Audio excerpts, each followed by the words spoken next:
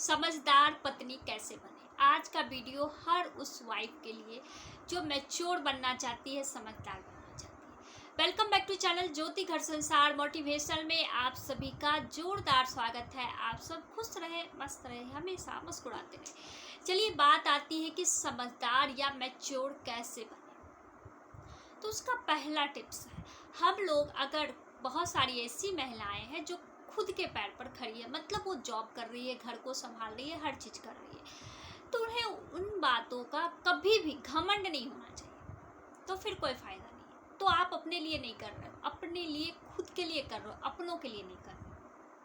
या बहुत सारी ऐसी लेडीज भी होती हैं जिनके मतलब मायके वाले बहुत अमीर होते हैं, वो उनका शो अप करती है, मेरे पेरेंट्स ऐसे हैं, मेरे पेरेंट्स ऐसे। इससे क्या हो जाएगा, अगर आपके पेरेंट्स इतने अमीर थे तो उन्हें भी आपको बहुत अपने से ज़्यादा अमीर घर में शादी करनी चाहिए थी, लेकिन उन्होंने नहीं किया। तो वो अपने कैसे हो गए आपके? जो आपके अपने हैं वो आपके साथ है, आप हर हमेशा उनके साथ हो, उनके खास हो।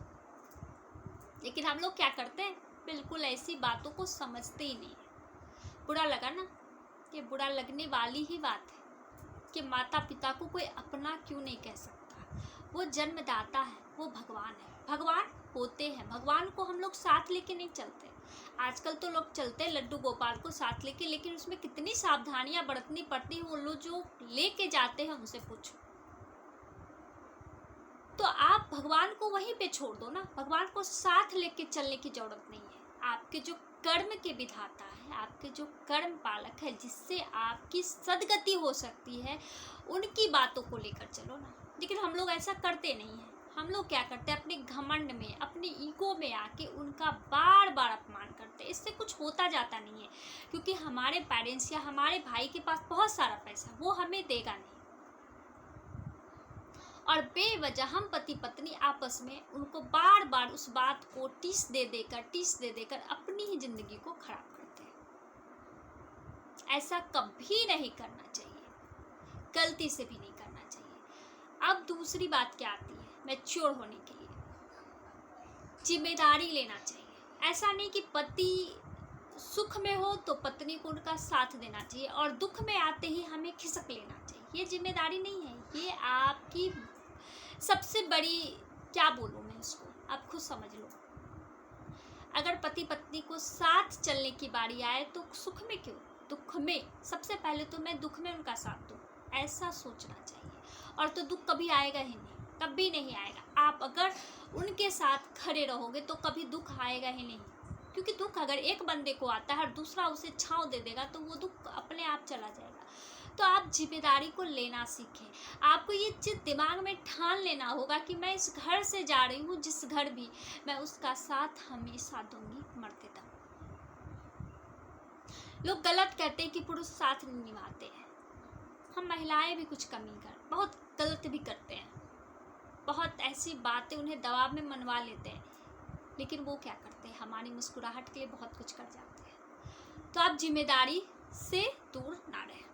अब तीसरी बातें आती है बान। हमारा जो मुंह जो है धनुष की तरह, उससे बाण, जो हमारी बानी है बाण की तरह निकलती है। तो कभी कभी बानी को बीना की तरह यूज कीजिए, बाण की तरह नहीं। आराम से बोलिए, ऐसा बोलिए जो उन्हें अच्छा लगे। ऐसा नहीं कि कुछ ही मतलब कुछ भी बोल रहे हैं, बिल्कुल नहीं। आधार होना चाहिए, धार नहीं होना चाहिए, मतलब काटे जा रहे हो, ऐसा नहीं होना चाहिए। जो बात बोल रहे हैं वो किसी तरह से मतलब उस बात का आधार हो, ऐसी बातें होनी चाहिए। कभी कभी गुलाब सबसे खूबसूरत फूल है, लेकिन उस पर कांटे भी लगे। अगर अच्छे से पेश नहीं किया जाए तो गुलाब की खूबसूरती तो बाद में दिखेगी, कांटे पहले चुभ जाएगी। तो इसलिए इस चीज़ों पर खास ध्यान रखना चाहिए। अब चौथी बात क्या है, चौथी बात है सबको साथ लेके चलना। इसमें बहुत आनंद है, आप ऐसा करके देखो, बहुत अच्छा लगेगा। आपके घर में जितने भी मेंबर हैं, जिसकी अच्छाइयाँ हैं, आप उसकी सराहना करो, उसे और अच्छा लगेगा, वो और अच्छा करने की कोशिश करेगा। और जिसकी कमी है उसे प्यार से उसे समझा कर बताओ कि इसमें आपकी कमी है, आप इतने अच्छे हो, पर थोड़ी सी ये चीज़ हटा दिया जाए तो आप कितना खूबसूरत हो जाओगे। वो कोशिश करेगा उसे बदलने की। तो पता है आप कितने अच्छे मैच्योर हो रहे हो। आप खुद ही सोचो, जो इंसान इतना सारा चीज़ कर रहा होगा उसकी खूबसूरती तो दूर से दिखती होगी। तो मैच्योर ऐसे ही होते हैं। ऐसा नहीं कि मैच्योर होने के लिए अलग से पढ़ाई करनी पड़ती है, ऐसा कुछ नहीं है। मैच्योर हमारे करने पर डिपेंड करता है, हम कितने समझदारी से क्या कर सकते हैं। अब 5वीं बात है, राज को राज रखना। रावण से सीखो, घर का भेदी लंका ढाहे। तो आप किसी को भी अपनी बातें जब बता रहे हो तो ये ध्यान में रखना कि आप जिसे बता रहे हो उसके भी कोई अपने होंगे, या दोस्त होगा तो उसका भी कोई दोस्त होगा। तो सोच समझ के बताओ ना। हर बात बताना क्या ज़रूरी है? बिल्कुल नहीं। माता पिता को ही बता रहे हो तो ठीक है ना, अपने घर की हर बातें बतानी बहुत ज़रूरी नहीं होती है। इससे आप मैच्योर नहीं होगे। कुछ चीज़ों को हम इग्नोर भी कर सकते हैं। हर बात बताने की क्या ज़रूरत? हाँ ठीक है, जान गया, बात ख़त्म हो गई वहीं पर। कुछ नया होता है, कुछ करने का होता है, कुछ खुशी बांटने का होता है, कुछ घूमने का होता है, कुछ खाने का होता है, हम ये भी बातें कर सकते हैं। घर की बातें लेके क्यों बैठ जाओ? घर घर की कहानी है, सभी घर में होता है।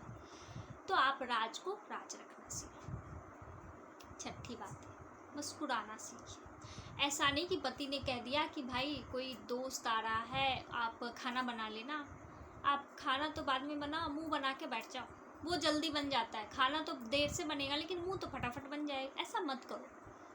वो आ रहे हैं, अगर आपको अच्छा नहीं लग रहा है तो आप प्यार से भी बोल सकते हो कि देखो भाई, आप बार बार अगर उन्हें बुलाओगे तो परेशानी होगी, उन्हें कुछ बुरा लगेगा। या आप उनसे समझदारी से कुछ कर लो ना कि हाँ, बार बार आप ऐसे घर में नहीं बुलाया करो। कोई बड़ी आपकी ननद है या बच्चे हैं आपके, तो किसी का आना जाना सही चीज़ नहीं है। तो पति को भी लगेगा ये बात सही बोल रही।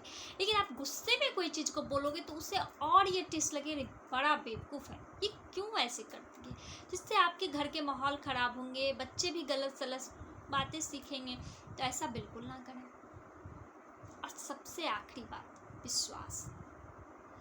अपने पति पर, अपने परिवार वालों पर विश्वास बनाए रखो। खास करके पति पर। किसी के भी ऐरे गहरे नत्थु खैरे के बातों में आकर अपने पति पर शक करना सबसे बुरी बात है। आप पहले परखो, जांचो, फिर राय विचार करो।